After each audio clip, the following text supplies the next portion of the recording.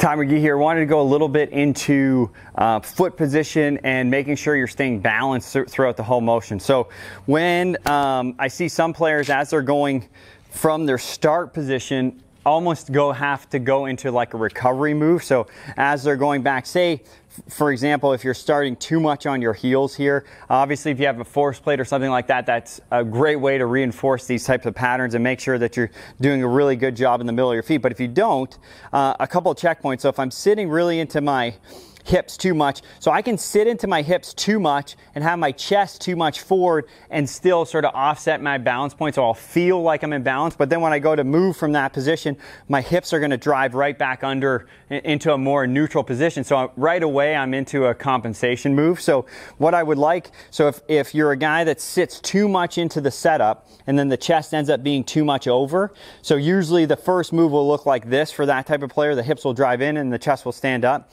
So try to imagine that as you go down, the back part of your hips aren't that far behind your heels, right? So if I'm like this, obviously I can go off of where my shins are also, which I did a video on a while ago about that, but you could also go by sort of the tailbone and where it is, sort of the back part of the hips and where they are.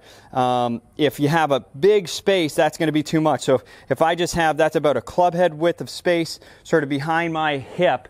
Everyone's going to be a bit different based on your torso length and your leg length, but just you could reference it at home. You just get into, okay, this is my really good setup position. I'm just outside my heel line, or a club outside my heel line for me. So if I go down, okay, that's sort of my optimum setup from my lower body. Let my arms sort of hang down from there, and then I know I'm into a good setup position and I can move freely from that spot and not have to do too much.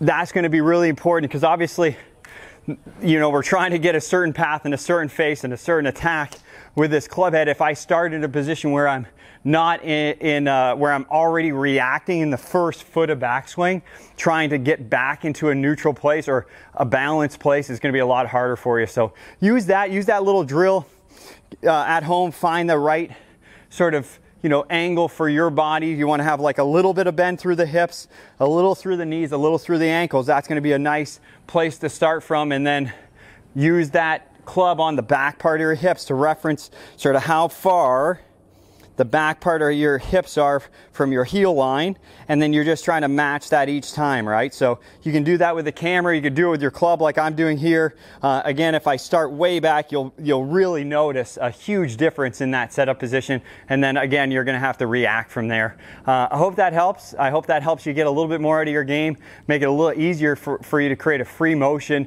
and not have to work so hard to keep your balance.